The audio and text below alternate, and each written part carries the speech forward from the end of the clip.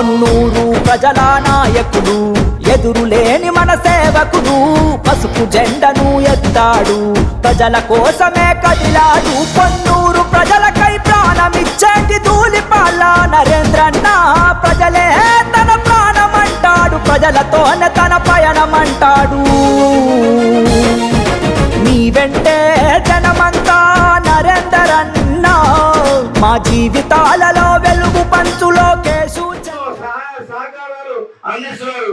మరి ముఖ్యంగా మన శాసనసభ్యులు జోడిబంద్ కుమార్ గారు ఏ స్కీమ్ వచ్చినా మొట్టమొదటిసారి మన పొన్నూరు పట్టణానికి అలాగే నియోజకవర్గానికి అత్యధికంగా పథకాలు తెచ్చి ప్రజల కొరకు మరి వాళ్ళకి అందించడంలో మన గౌరవ శాసనసభ్యులు నరేంద్ర కుమార్ గారు ముందుంటారు. మరి గతంలో మరి నరేంద్ర కుమార్ గారు ఎమ్మెల్యేగా ఉండగా ఎన్ని కార్యక్రమాలు చేసేవారో కూడా మీ అందరికి తెలుసు.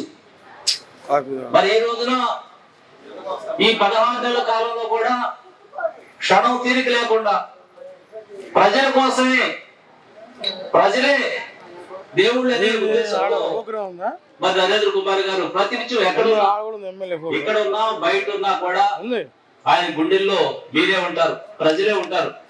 అలాంటి నరేంద్ర కుమార్ గారు మనకుంటూ చాలా అదృష్టం. ఎందుకంటే ఆయన ఎమ్మెల్యే ఉంటూ మనకు అదృష్టం, ఆయనకి కాదు. ఆయన 5 సార్లు ఎమ్మెల్యే చేశారు, కానీ ఎమ్మెల్యే మనకి చాలా అవసరం. ఈ రోజున ప్రభుత్వ పరంగా ఏ కార్యక్రమాలు కానీ, అభివృద్ధి కార్యక్రమాలు కానీ, సంక్షేమ కార్యక్రమాలు కానీ ఏ గ్రామంలో కూడా ఎవరు అడగవసరంలా, అడగకుండానే ఏ గ్రామంలో ఏం కావాలి, ఏ గ్రామంలో ఎవరికి అవసరం ఉందో తెలుసుకునేటువంటి నరేంద్ర కుమార్ గారు మనకు అదృష్టం అని చెప్పాడు. తెలుసుకోవాలి. మరి ఏదో కూడా మనం చేస్తా ఉన్నా ఇలాంటి ప్రభుత్వం ముఖ్యమంత్రి గారికి నేను మనం చేసుకునేది ఒకటే. ఎందుకంటే మీ అందరి కోరిక కూడా ఏదైతే ఉన్నదో, మన ముఖ్యమంత్రి గారు మన నాయకుడు 5 సార్లు గెలిచి ఇప్పుడు 6సారి కూడా గెలిచారు. కానీ శ్రమకు ఫలితం ఉండాల, దాన్ని గుర్తించి ఆయనకు తగిన ప్రాధాన్యత ఇస్తే మనందరం కూడా ఉపయోగపడుతుంది. ఈ నియోజకవర్గాన్ని అభివృద్ధి చేయడానికి, ఈ నియోజకవర్గాన్ని కాదు ఈ రాష్ట్రంలో కూడా చంద్రబాబు నాయుడు గారు కానీ ఈనాడు ఇవ్వడానికి కూడా అన్నిటికీ కూడా ఉపయోగపడింది. మనం నరేంద్ర కుమార్ గారికి ముఖ్యంగా ఇవన్నీ కూడా ఎన్నో చేస్తా ఉన్నాం. ఆయనకి మంత్రి పదవి, ఎందుకంటే మనందరి కోరిక, ఆయనకున్నా లేకపోయినా కూడా మన ఏ ఒక్కళ్ళు కూడా ఎవరు కూడా ఆయన మీద ఇప్పుడు ప్రతి ఒక్కళ్ళు కూడా, ఎందుకంటే మనకున్నది ఎన్ని సార్లు చేశారు ఎమ్మెల్యేగా, మీ నాయకుడికి ఎందుకు మంత్రి పదవి రాదు అడుగుతూ ఉంటే మనకే మరి ఒక రకంగా ఉంటది. కాబట్టి తప్పనిసరిగా మరి ఈనాడు ముఖ్యమంత్రి గారు గుర్తించి మనకి ఆయనకి మంత్రి పదవి ఇవ్వాలని కూడా మనస్ఫూర్తిగా అంటుంది. భగవంతుడు ఉన్నందు ఆయనకి అండదండలు ఉంటాయి, ప్రజలు అంటుంది. కాబట్టి ఆయన అన్ని వేళల్లో కూడా మనకి ఉపయోగపడతారని చెప్పి కూడా మనం చేసుకుంటూ మరి ఈ రోజున మరి ఎన్నో కార్యక్రమాలు చేసినటువంటి నరేంద్ర కుమార్ గారికి మనం అంతా కూడా పూర్తి సహాయ సహకారాలు ఉండాలా. అదేవిధంగా ఆయన మా భగవంతుడి దయవల్ల ఆరోగ్యంగా ఉండాలని చెప్పి కోరుకుంటూ ఈ అవకాశం పెద్దలందరూ కూడా నమస్కారం చెప్పుకుంటూ సెలవు తీసుకుంటాము. జై హింద్. వేదిక మీద ఉన్నటువంటి పెద్దల సోదరులు నరేంద్ర కుమార్ గారికి, అదేవిధంగా సాంబశివరావు గారికి, రామరాజు గారు, బాబురావు గారు, గురు రామారావు గారు, కమిషనర్ గారికి, మాధవ వెంకటేశ్వర గారు, అహ్మద్ ఖాన్ గారికి, మరి బీజేపీ నాయకులు వెంకట్రావు గారు, జనసేన నాయకులు రామారావు, మరి మార్కెట్ యార్డ్ డైరెక్టర్ వెంకటేశ్వర గారికి, ఇతర పెద్దలందరికీ కూడా నమస్కారం తెలియజేస్తూ, వేదిక ముందున్నటువంటి తెలుగుదేశం, జనసేన, బీజేపీ కూటమి నాయకత్వానికి అభినందనలు తెలియజేస్తా ఉన్నాం. ఈ రోజున ఒక సుదినం, మన దేశ ప్రధాని అయినటువంటి మరి 3 దఫాలుగా ప్రధానమంత్రిగా మనకి వచ్చి ఆయన దేశానికి ఇచ్చినటువంటి సేవల్ని మనందరం ఆస్వాదిస్తూ ఉన్నాం. ఆయన పుట్టినరోజు ఈరోజు కావడం ఒక మంచి సుదినం. నరేంద్ర మోడీ గారికి మన రాష్ట్రం నుంచి సహాయ సహకారాలు అందిస్తున్నటువంటి మన రాష్ట్ర ముఖ్యమంత్రి వర్యులు చంద్రబాబు నాయుడు గారు, ఉప ముఖ్యమంత్రి వర్యులు పవన్ కళ్యాణ్ గారు, మరి పేరు పేరున వారందరికీ కూడా ధన్యవాదాలు తెలియజేస్తూ ఉన్నాను. రాష్ట్ర ప్రభుత్వంలో గత సంవత్సరం 2 నెలల కాలం నుంచి నడుస్తున్నటువంటి విధానాలు ప్రపంచం చూస్తుంది. ఒకప్పుడు చంద్రబాబు నాయుడు గారి యొక్క విజన్ని బిల్ క్లింటన్ టైంలో మరి సాంకేతికంగా ఈ రాష్ట్రం ఎలా అభివృద్ధి చెందాలో ప్రపంచానికి చాటి చెప్పినటువంటి పరిస్థితి అప్పుడు ప్రపంచం చూసింది. ఈరోజు రాష్ట్రంలో జరుగుతున్నటువంటి అభివృద్ధిని, గతంలో జరిగినటువంటి విధ్వంసాన్ని బేరీజు వేసుకుంటూ మరి ఈ రాష్ట్రానికి కావాల్సినటువంటి నిధుల విషయంలో కానీ మరి ఏ ఇతర అంశాల్లోనైనా సరే మరి దేశం ముందంజలో ఉన్నటువంటి పరిస్థితిని గమనించి మన రాష్ట్రానికి చంద్రబాబు నాయుడు గారి ఆలోచన ప్రకారం మరి నీతి నిజాయితీతో కూడినటువంటి పవన్ కళ్యాణ్ గారి సహకారంతో ఈ రాష్ట్రాన్ని ముందుకు తీసుకెళ్లే దిశగా ప్రయత్నంలో సహాయ సహకారాలు అందిస్తున్న మోడీ గారికి మరొకసారి నేను ధన్యవాదాలు తెలియజేస్తా ఉన్నా. ఈ రోజున మన నియోజకవర్గంలో ప్రతి మూల జరుగుతున్నటువంటి అభివృద్ధిని మనం గమనిస్తూ ఉన్నాం. వారానికి ఎక్కడో చోట ఏదో ఒక రూపంలో మనం వస్తున్నాం. ఎక్కడ అభివృద్ధి కుట్టుబడకుండా, ప్రకృతి విపత్తులకు ఎలాంటి ఇబ్బందులు లేకుండా మరి ప్రతి విషయంలో కూడా అందుబాటులో ఉండి మన నియోజకవర్గాన్ని ఒక మంచి దిశగా తీసుకెళ్తున్నటువంటి నరేంద్ర కుమార్ గారికి కూడా అభినందనలు తెలియజేయాలి. ఈ రోజున మరి పంటలకు సంబంధించినటువంటి యూరియా, డిఏపి మరి పంపిణీ కార్యక్రమాలు జరుగుతూ ఉన్నాయి. ఇటువంటి విషయాల్లో కూడా ముఖ్యంగా యూరియా సంబంధించిన విషయాల్లో కూడా సొసైటీల నుంచి కానీ ఆర్బీకేల నుంచి కానీ మరి సాధ్యమైనంత వరకు యూరియా తెప్పించి మరి పంపిణీ కార్యక్రమం జరుగుతూ ఉంది. వాటిని సద్వినియోగం చేసుకోవాల్సిందిగా రైతుల్ని విన్నవిస్తూ ఉన్నాం. మరి ముఖ్యంగా ఈరోజు మనకు పెట్టినటువంటి ఈ కార్యక్రమం యొక్క ముఖ్య ఉద్దేశం కమిషనర్ గారు చెప్పినారు. ఇక్కడ అలెంకో సంస్థ ద్వారా మరి ప్రధానంగా వికలాంగులకు సంబంధించినటువంటి ఈ ఉచిత వారి అవసరాల నిమిత్తం ఇచ్చేటువంటి సహాయ సహకారాలకి దాదాపుగా మన నియోజకవర్గంలో 200 పైచీలకు శాంక్షన్ అయినాయి. వాటికి సంబంధించి ఈ రోజున 40 మంది పైచీలకు లబ్ధిదారులకి పంపిణీ చేసే కార్యక్రమం, అది ఒక సదుద్దేశంతో పెట్టినటువంటి ఆ సంస్థకి ప్రత్యేకంగా అభినందన తెలియజేస్తూ భవిష్యత్తులో మన రాష్ట్రానికి సంబంధించిన విషయంలో మన నియోజకవర్గానికి ప్రత్యేకమైనటువంటి అవకాశాలు కల్పించాలని చంద్రబాబు నాయుడు గారికి, పవన్ కళ్యాణ్ గారికి కూడా నేను విన్నవించుకుంటూ అందరికీ ఈ కూటమి సందర్భంగా నరేంద్ర మోడీ గారికి పుట్టినరోజు సందర్భంగా మరొకసారి నేను అభినందనలు తెలియజేస్తూ ఆయన శుభాకాంక్షలు తెలియజేస్తూ మీ అందరి దగ్గర సెలవు తీసుకుంటాను. జై జనసేన, జై బీజేపీ, జై తెలుగుదేశం, జై హింద్. జనసేన నియోజకవర్గ ఇన్ఛార్జి మార్కండేయులు గారు, అలాగే బీజేపీ నాయకులు వెంకట్రావు గారు, వేదిక మీద ఆసీనులైన మా పార్టీ పెద్దలకి, ఈ కార్యక్రమానికి చేసిన పొన్నూరు పట్టణం మరియు మండల పరిధి నుండి వచ్చిన లబ్ధిదారులు, ప్రజలు అందరికీ పేరు పేరున హృదయపూర్వకమైన నమస్కారం. చాలా సంతోషం. ఈ నియోజకవర్గ స్థాయిలో విభిన్న ప్రతిభావంతులు ఎవరైతే ఉన్నారో వాళ్ళ యొక్క అవసరాల కోసం నియోజకవర్గ స్థాయిలో ఒక క్యాంపుని నిర్వర్తించడం జరిగింది. దానిలో భాగంగా నియోజకవర్గంలో 203 మందికి వారికి కావాల్సిన వివిధ ఉపయోగపడే యంత్రాలు ఏవైతే ఉన్నాయో వాళ్ళ యొక్క అవసరాలు తీర్చే విధంగా ఈ రోజు దాన్ని పంపిణీ కార్యక్రమానికి శ్రీకారం చుట్టడం చాలా సంతోషం. ఇదే రోజు మన ప్రధానమంత్రి మోడీ గారి యొక్క జన్మదిన సందర్భంగా ఈ పంపిణీ కార్యక్రమాన్ని చేపట్టడం చాలా అభినందనీయం అని చెప్పి కూడా నేను తెలియజేస్తాను. కూటమి ప్రభుత్వం అధికారంలోకి వచ్చిన తర్వాత ఎన్నికల ముందు తెలుగుదేశం, బీజేపీ, జనసేన ఒక కూటమిగా ఏర్పడి గత 5 సంవత్సరాల్లో ఉన్న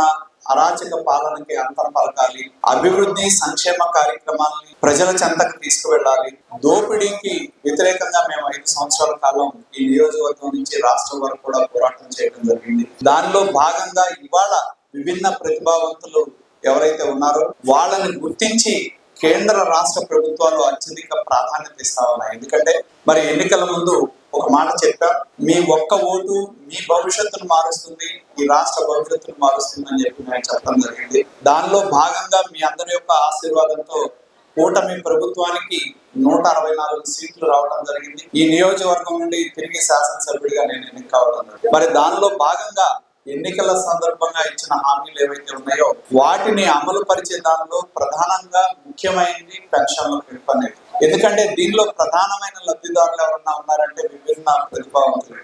మామూలుగా ఉండే పెన్షన్ ని 3,000 రూపాయల పెన్షన్ ని 4,000 రూపాయలు చేయడం, విభిన్న ప్రతిభావంతులు వాళ్ళకున్న వైకల్యానికి పర్సంటేజ్ బట్టి 6,000 నుంచి 15,000 రూపాయల వరకు కూడా ఈ ప్రభుత్వం పెంచడం జరిగింది. ఎందుకంటే నేను చూశాను, కొన్ని ఇళ్లకు కూడా వెళ్ళా. మరి ఆ కుటుంబంలో ఒక కుటుంబంలో ఇద్దరు కూడా ఉన్న సందర్భాలు ఉన్నాయి. అంటే ఆ ఇద్దరికి 15,000 రూపాయలు వస్తే ఆ కుటుంబం అసలు గుండె మీద చేసుకొని ప్రశాంతంగా వాళ్ళ జీవితం వాళ్ళు గడపచ్చు.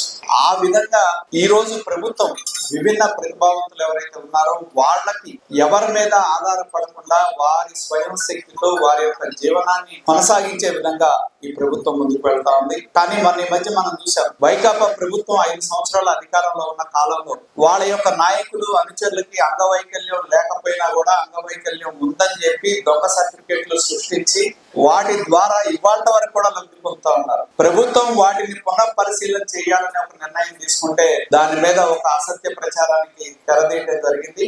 కానీ ఈ వేదిక మీదుగా నేను తెలియజేసేది ఒకటే, గత ప్రభుత్వంలో అంగవైకల్యం లేకపోయినా ఉందని చెప్పి ఎవరైతే అక్రమంగా అన్యాయంగా ఈ పథకం ద్వారా లబ్ధి పొందుతా ఉన్నారో ఖచ్చితంగా వాళ్ళకి సంబంధించి విచారణ జరుగుతుంది.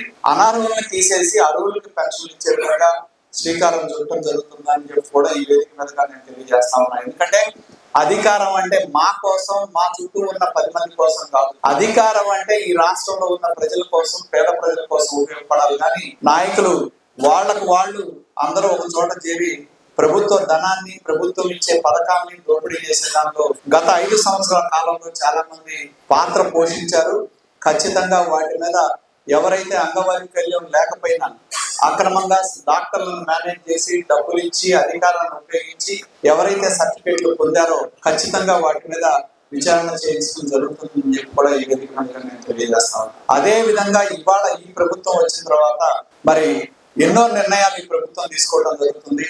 ఎన్నికల ముందు ఇచ్చిన హామీలను కూడా అమలు చేసే విధంగా మేము ముందుకు పెడతా ఉన్నాం. జగన్మోహన్ రెడ్డికి ఒకటే బాధ ఉంది, ప్రజలు నాకు అధికారం ఇవ్వలేదు అనే కోపం మా ప్రజల మీద ఉంది. కాబట్టి అసత్య ప్రచారాల మీద ఆధారపడి ఆయన యొక్క ప్రచారం చేస్తూ ఆయన కొనసాగుతా ఉన్నారు. ఎందుకంటే 5 సంవత్సరాల కాలంలో చేసింది ఏం లేదు.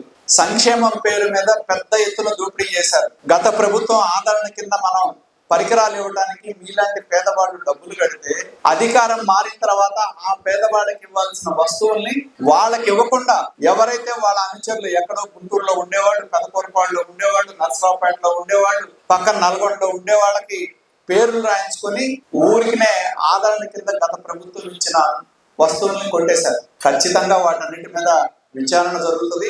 ఎవరైతే పేదలకి, అసలైన లబ్ధిదారులకి చెందాల్సిన పథకాల్లో వాళ్ళకి చెందకుండా ఎవరైతే దోపిడీ చేశారో ఖచ్చితంగా వాళ్ళ మీద చర్యలు నిరంతరం కొనసాగుతాయి అని చెప్పి ఈ వేదిక మీదుగా తెలియజేస్తూ, ఈ ప్రభుత్వం మీరు ఎన్నుకున్న ప్రభుత్వం, మీకోసం పనిచేసే ప్రభుత్వం. కానీ మాకు కొన్ని ఇబ్బందులు ఉన్నాయి. ఎందుకంటే 5 సంవత్సరాల జాడ్యం ఒక రోజులో పోదు. ఎందుకంటే 5 సంవత్సరాల అరాచక పాలన గాని, దోపిడీ పాలన గాని, దాని వల్ల వచ్చిన పరిపాలనా పరమైన ఇబ్బందులు గాని ఇప్పటికీ అక్కడక్కడ కొనసాగుతా ఉన్నాయి. వాటిని ప్రక్షాళన చేసే విధంగా కూడా పాలన కొనసాగుతుంది. మరింత ప్రజలకు చేరువయ్యే విధంగా మేము లబ్ధిదారులకి, ప్రజలకి చేరువయ్యే విధంగా ప్రభుత్వ పథకాలు తీసుకువెళ్తామని చెప్పి ఈ వేదిక మీదుగా నేను అందరికి కూడా తెలియజేస్తూ, ఈ రోజు చాలా సంతోషం. మన ప్రధానమంత్రి మోడీ గారి జన్మదిన సందర్భంగా సమాజంలో నిరాదరణకు గురైన విభిన్న ప్రతిభావంతులు ఎవరైతే ఉన్నారో వాళ్ళకి, ఈ నియోజకవర్గంలో ఉన్న వాళ్ళకి పరికరాలు పంపిణీ చేసే విధంగా కార్యక్రమాన్ని శ్రీకారం చుట్టడం జరిగింది.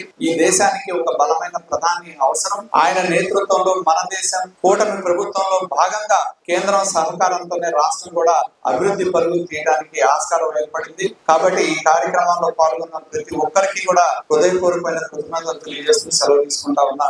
అందరికీ నమస్కారం.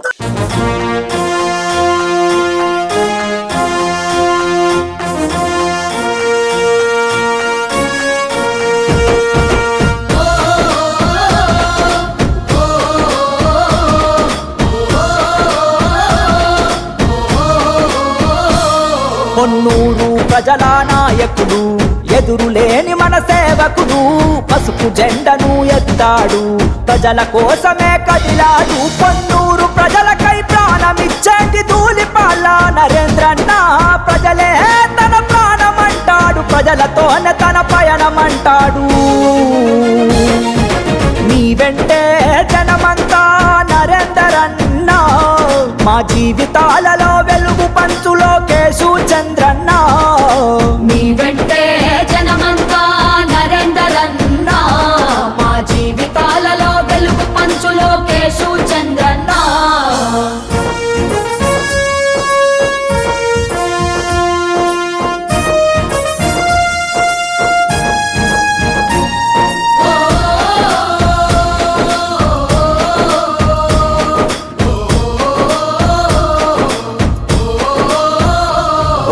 పాతికేళ్ల మీ ప్రస్థానంలో ప్రజాసేవకై కదిలారు, ప్రజల క్షేమమే మీ క్షేమము.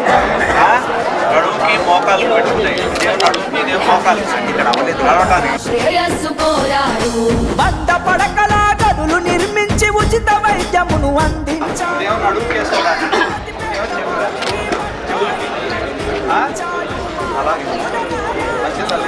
పూలదారులుగా మార్చినాడులే.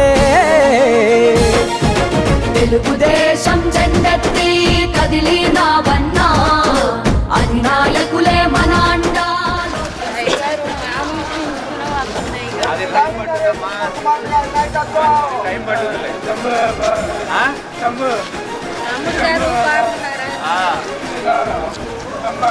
అందరూ బాగున్నారు.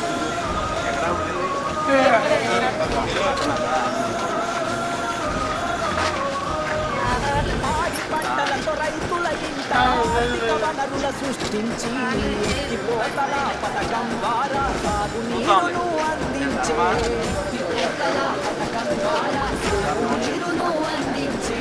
ఆడపడుచులకు అండగా ఉంటాడు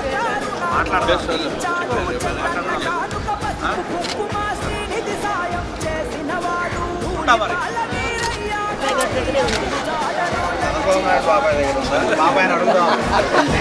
తెలుగుదేశం జెండెత్తి కదిలినావన్నా, పొన్నూరు ప్రజల నాయకుడే నరేందరన్న.